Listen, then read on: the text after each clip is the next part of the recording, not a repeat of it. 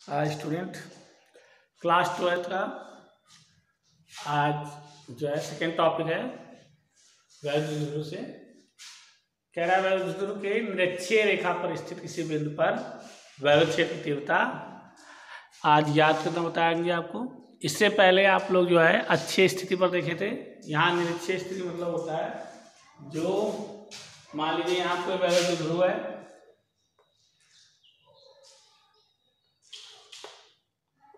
A B, एक पर plus Q आवेश एक पर माइनस क्यू आवेश, और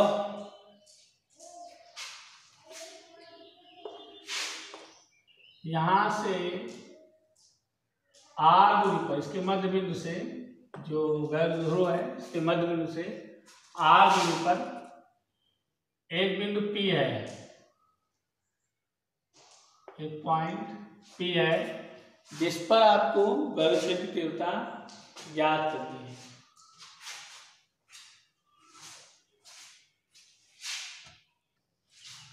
हाँ देखिए, तो वैद्युत ध्रुव ए बी के मध्य बिंदु से आर दूरी पर एक बिंदु पी है जिस पर आपको वैद्युत क्षेत्र की तीव्रता ज्ञात करनी है। इसके दो घटक होंगे। इस पर जो है प्लस क्यू और माइनस क्यू आवेश के कारण दो फोर्स कार्य करेगा, एक E1 और एक E2। ऐसे जो तीव्रताएं हैं वो दो होंगी, वो E1 और E2 होंगी। इसका जो परिणामी मान होगा बिंदु P पर परिणामी वैद्युत क्षेत्र की तीव्रता जो होगी वो E होगी। आपको यही E ज्ञात करना है और इन दोनों के बीच में जो कोण है वो थीटा मान लेते हैं। और एक काम यहाँ से इसका मान थीटा और इसको भी मिला लीजिए, ये कोण भी थीटा।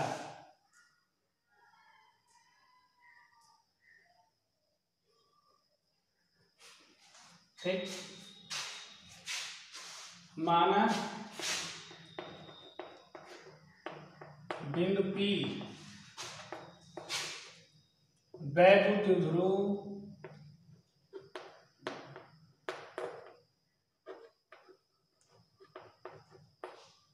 ए बी के AB की लंबाधक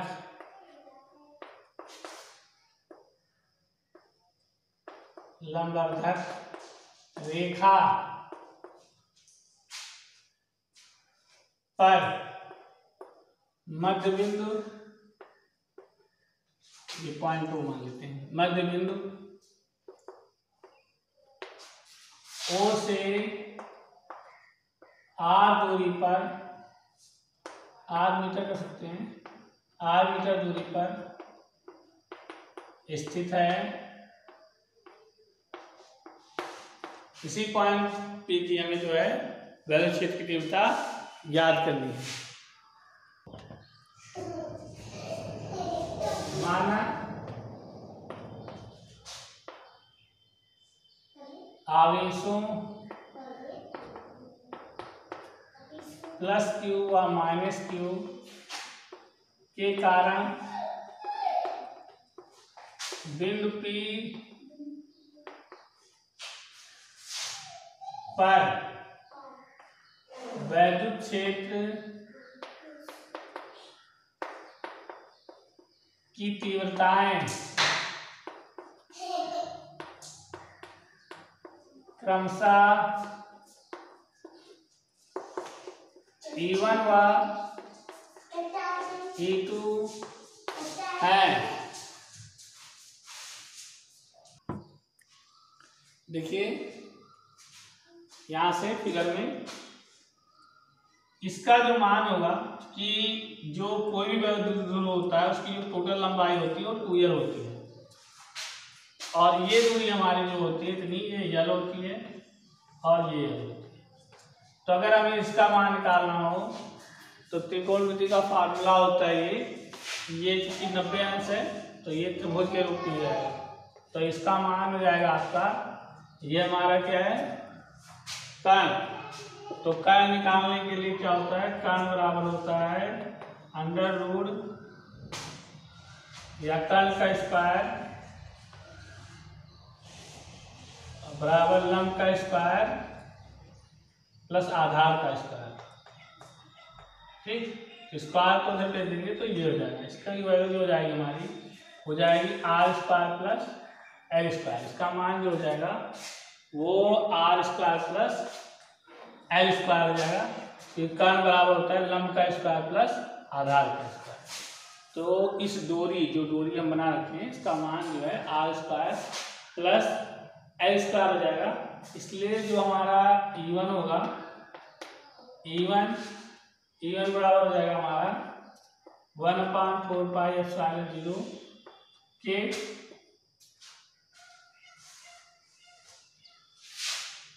Q अपान आर स्क्वायर होता है। तो हमारा आर ये हुआ, इसका स्क्वायर करेंगे तो अंडर रूट गायब हो जाएगा, यानी क्या हो जाएगा R square plus L square.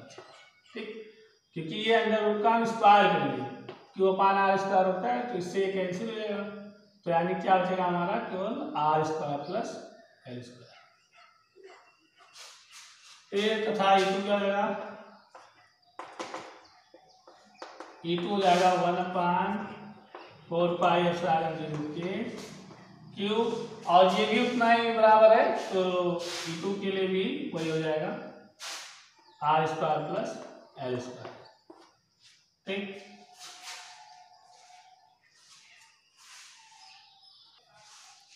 अब देखिए क्योंकि E1 और E2 के जो वैल्यू हैं वो बराबर हैं, E1 और E2 का दोनों का मान देख लीजिए बिल्कुल समान है। E1 का मान भी वही आ रहा है और E2 का मान भी वही आ रहा है, कोई दोनों में डिफरेंट नहीं है। इसलिए जो इसका लंबवत घटक होगा यानी E1 साइन थीटा ये और E2 साइन थीटा, ये दोनों लंबवत घटक है बिंदु P पर विद्युत तीव्रता के। जो लंबवत घटक होंगे उनका जो परिणामी होगा वो शून्य हो जाएगा, वो आपस में कट जाएंगे। और जो E1 cos थीटा और E2 cos थीटा होंगे ये चूंकि समांतर हैं इसलिए आपस में जुड़ जाएंगे। अतः बिंदु P पर परिणामी वैद्युत क्षेत्र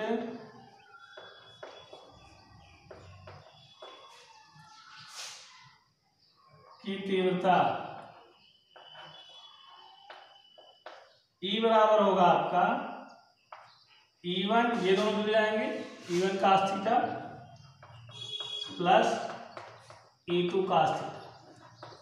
किसे जाएंगे, जो बिंदु P के लंबवत घटक होंगे यानी E1 साइन थीटा और E2 साइन थीटा दोनों निरस्त हो जाएंगे। ठीक है, क्योंकि ये बराबर हैं और विपरीत दिशा में गति करेंगे तो इनका जो परिणामी होगा वो शून्य होगा। जबकि E1 cos थीटा और E2 साइन थीटा एक समांतर दिशा में चलेंगे इसलिए इनका जो मान होगा वो जुड़ जाएगा।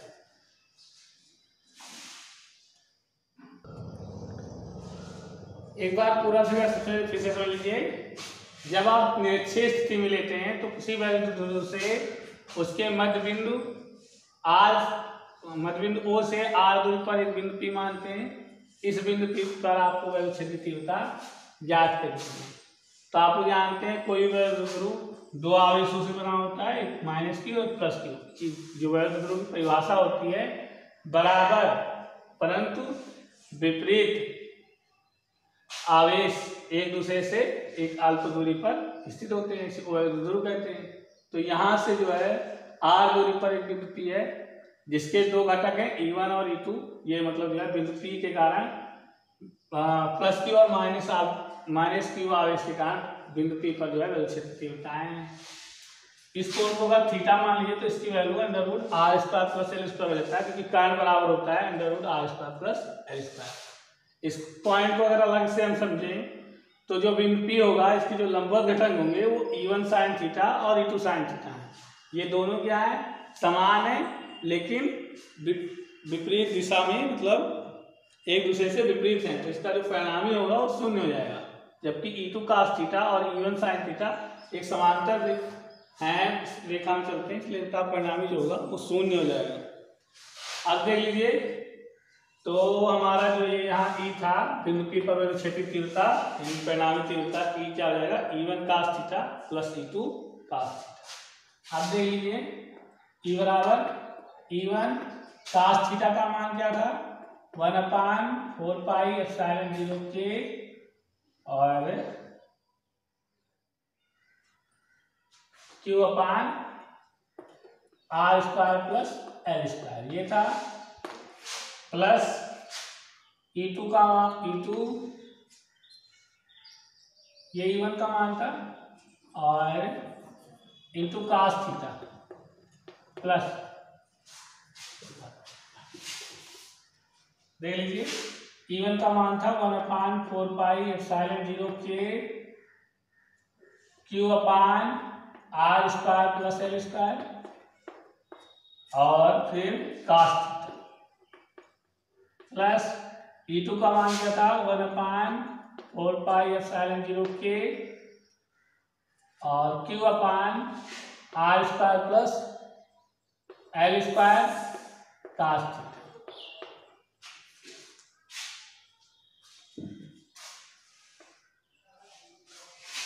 अब क्या करेंगे, आप 1/4 पाई एप्सिलॉन 0 के Q अपान R square plus L square की दोनों में कॉमन ले लेंगे, तो हमारे पास यहाँ से cos थीटा बचेगा और यहाँ से cos थीटा बचेगा, यानी क्या हो जाएगा, 1/4 पाई एप्सिलॉन 0 के Q अपान R square plus L square cos theta और cos थीटा 2 cos थीटा, एक एक 2 होता है, वैसे ही 2x 2x होता है, ऐसे cos थीटा 2 cos थीटा। अब हमारे लिए इम्पोर्टेंट क्या है कि cos थीटा का मान ज्ञात करें, ठीक। तो देखिए cos थीटा की वैल्यू कैसे निकालते हैं, देखिए cos थीटा sin थीटा लंबदा कर्ण, cos थीटा आधार बटा कर्ण होता है, आधार बटा कर्ण। अब इसको आधार कहते हैं, आधार हमारा है L और इसको कर्ण कहते हैं, और ये है कर्ण हमारा R square plus L square, ठीक। तो यहाँ से cos थीटा की वैल्यू लिख देंगे, क्या आ जाएगा, 1/4 पाई एप्सिलॉन 0 Q अपान R square plus L square और 2 cos थीटा की जगह पर आपका आ जाएगा L अपान under root R square plus L square का, ठीक। इसका इससे हो जाएगा 1/4 पाई एप्सिलॉन 0 के, और इसका इससे उड़ा होगा तो ये आपका जाएगा 2QL, और नीचे ये लिखा है आपका R square plus L square गुणे, ये इसका मतलब होता है मतलब पावर हाफ, यानी R square plus L square का पावर हाफ, ठीक। चाहे अंडर रूट लिखिए चाहे पावर हाफ लिखिए, बात एक ही है।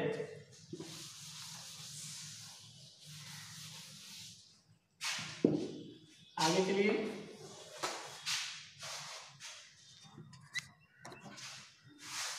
अब देखिए ये बराबर आपकी क्या वैल्यू होगी, 1/4 पाई एप्सिलॉन 0 के 2QL, और चूंकि आप जानते हैं वैल्यू ध्रुव में P बराबर होता है 2QL, ठीक है, फार्मूला होता है, पहले बता चुके ध्रुव आघूर्ण का फार्मूला होता है P बराबर 2QL। तो इसके यहाँ पर आपका आ जाएगा P अपान, एक चीज याद रखिए, इसका घात 1 है 1 और ये हाफ, इसको जोड़ेंगे 2 1 का नाम 2 और एक 3/2 हो जाएगा, ठीक है, लघुत्तम में। तो यानी इन दोनों को अगर आप जोड़ेंगे तो गुणा की अवस्था में घात जुड़ जाता है, तो क्या हो जाएगा 3/2 हो जाएगा, ये हो गया E का।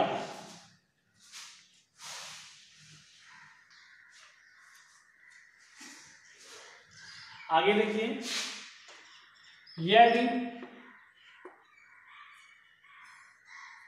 R की तुलना में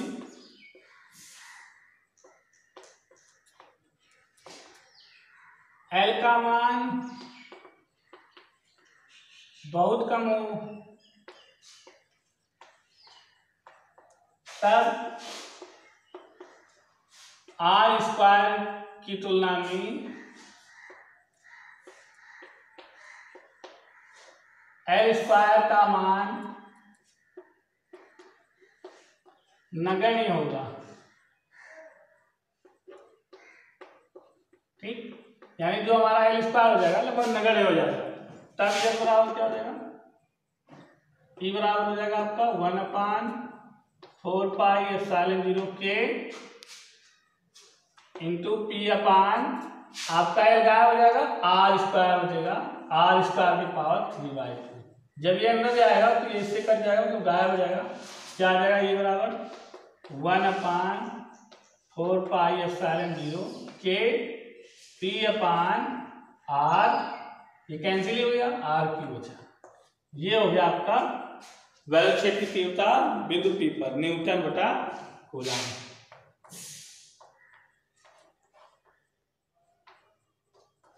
ये जो है वैध क्षेत्र की तीव्रता है बिंदु P पर।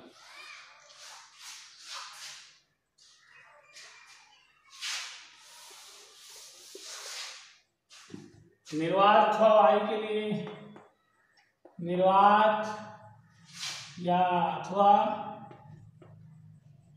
वायु के लिए आप लोग जानते हैं क्या करते हैं, K = 1 रख देते हैं। क्या हो जाता है, ये बराबर 1/4πε0 K गायब हो जाएगा, P अपान R³ न्यूटन बटा कूलम। ये आप थ्योरम तैयार कर लीजिएगा, दोनों थ्योरम काफी इंपॉर्टेंट है। अक्सर पूछा जाता है अच्छे स्थिति या निश्चय स्थिति के बारे में, कई साल आ चुके हैं, तो आप लोग दोनों थ्योरम बढ़िया से तैयार करिएगा। कल इसका लास्ट थ्योरम है वो करा देंगे। पर डे थोड़ा थोड़ा तैयार करते चलिए जब तक माइक हमारे पास नहीं आता है, कि इससे आवाज़ जो है स्पष्ट नहीं जा रही है, थोड़ा बच्चों से शिकायत मिल रही है। जितनी लाउडली जानी चाहिए उतनी लाउडली नहीं जा रही है, लेकिन आप लोग थोड़ा प्रयास कीजिए सीखने का। Thank you. और हमारे सेशन को लाइक और सब्सक्राइब कर लीजिए।